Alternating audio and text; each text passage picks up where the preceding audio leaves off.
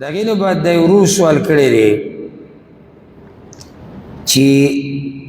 دا مسله خو موږ ته معلومه ده چې پردۍ زنانه سره لاس میلاو وهل ناروا دي، مصافحه ناروا ده. یعنې د ماشومې یا د جنۍ کم کال دی چې د هغې نه بعد سړی ویلی شي چې اوس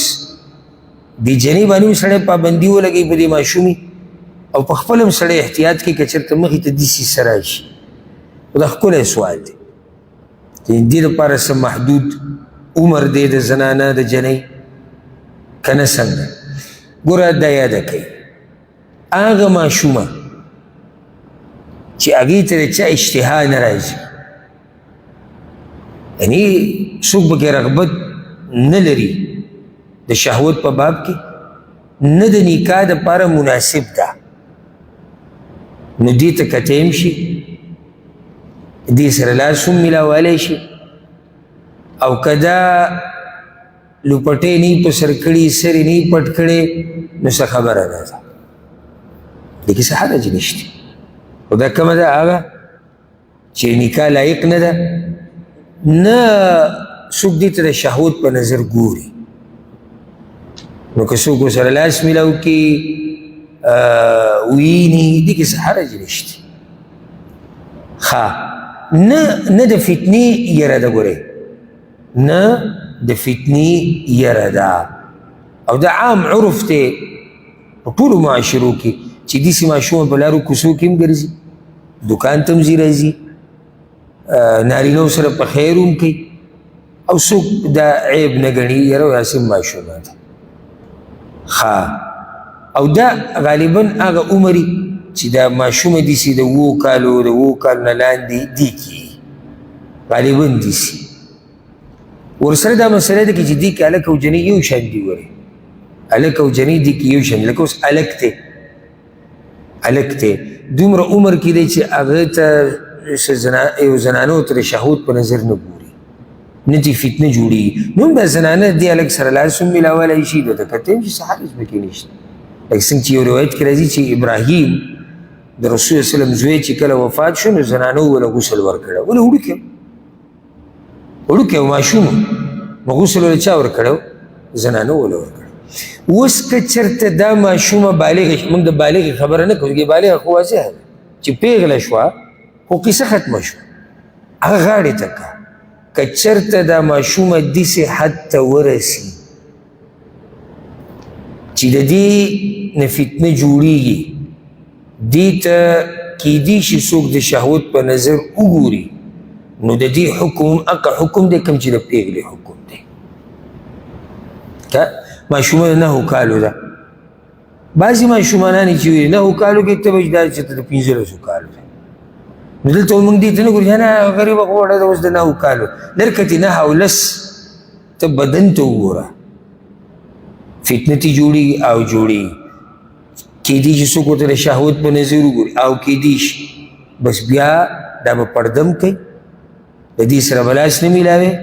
د دې سره به یوازې نه کښېني. ټولې کومې چې د پیغلې زنانه دپاره مسلې دي هغه د دې دپاره دي. ما یو غلطي دا لیدلې ده زموږ په معاشره کې شتي، بعض پلاران او بعض میندې لویه لور به د بدن نه لویه، د 9 کالو 10 کالو، او دا سبحان الله طبیعت د بدن د زنانه داسې دی، دا ګوره نارینه نه زیاته په بدن کې چې دی مخکې ته غټېږي په بدن کې، دا طبیعت د زنانه د بدن داسې دی. نو دلته بیا موږ دې ته نه ګورو، هغه مور پلار یې وایي چې ته ورته ګوره دې لور ته دې وایي چې پرده کوي، دې خور ته دې وایي چې مړه هغه اوس د 9 کالو د 2 کالو، ګوره 8-9 پرېږده، جنۍ د بدن نه داسې ښکاري لکه پیغله چې که نه زما دا خبره غلطه ده، داسې بریدلي تاسو. او بیا ترې مسله هم جوړه شوي دي، ګوره بعضو حالاتو کې مسلې راغلي دي، یاره وایي پلانې علاقه کې چا جنۍ تختولې ده، یا والعیاذ بالله زیاتی ورسره کړی ده، هغه هم د دې د لاسه راځي. موږ له پکار ده چې کور کې کمې ماشومانانې دي په هغوی نظر ساتو. ما خو تاسو وایي چې د پیغلې مسله زه نه ذکر کوم، باقي کې څوک اختلاف نه کوي، چې کله انسان ته پته ولګي چې زما دا لور، زما دا خور یا بله خپله دا اوس د بدن نه دومره دا چې فتنه تې جوړېږي د شهوت په نظر ورته کیدي چې څوک وګوري څه مسله جوړېدی شي اوس په دې دې پابندي ولګي چې بهر ته وځي یو خو به د ضرورت دپاره وځي هسې په لارو کوڅو کې نه ګرځي دویمه پرده به کوي موږ کې اکثر د معاشرې دا غلطیانې به ذکر کوو چې اصلاح یو غلطي دا هم ده لویې جنۍ به سامان د کور دپاره به سامان وړو راوړو دپاره به دا لیږي رالیږي دا خبره چې ته نوټ کړې ده که نه کور کې له پیسې ته منډه که دوکان ته هغه راشي د کلي په دوکانونو کې به ګرځوي دا خو زموږ کلی زموږ علاقه ده نو ولې د شهوت او د فتنې او د ظلم او زیاتي دا صرف هله کېږي چې کله سړی بهر علاقې ته وځي هم په دې خپلو علاقو کې څومره شوي دي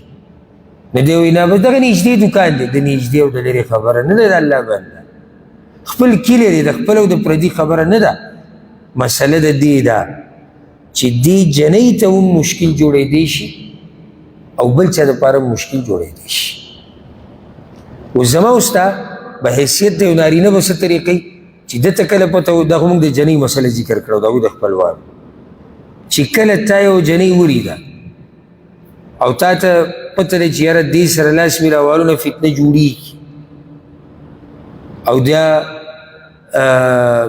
اگر که پیغله نه ده ښکاري داسې چې پیغله داسې جنۍ نه به ځان لرې ساتي اگر که هغه په خپلوانو کې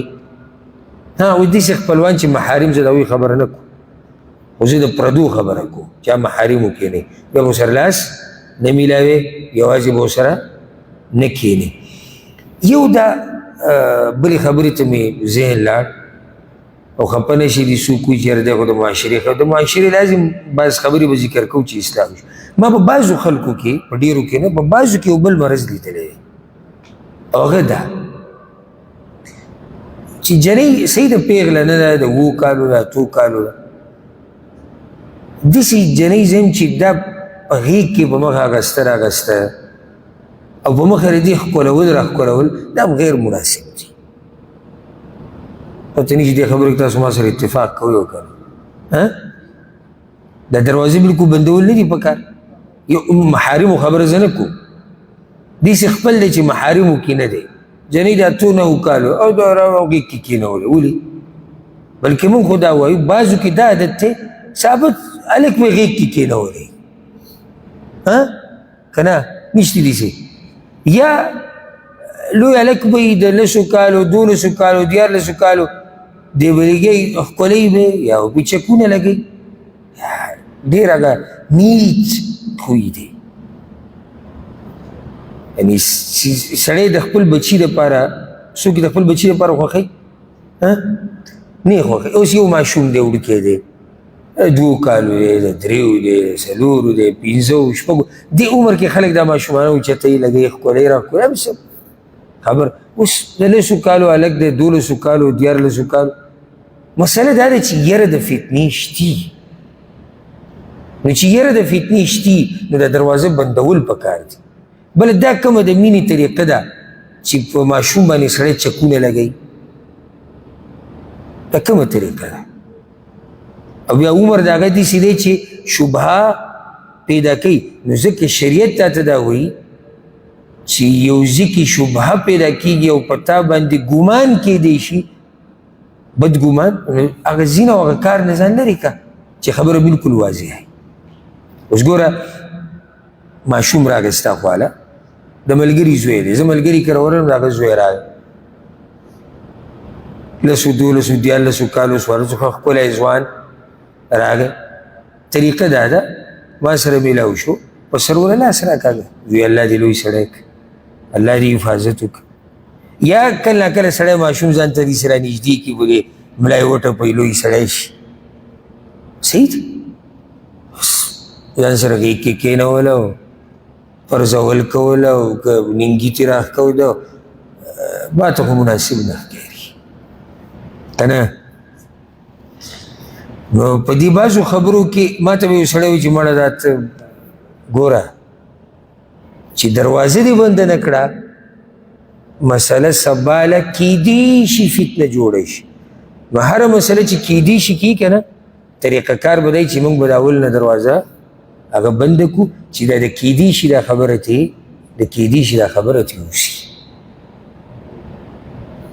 نو الله دې زموږ په حال رحم وکړي. باقي چې کوم سوالات پاتې شو د هغې جوابونه به انشاءالله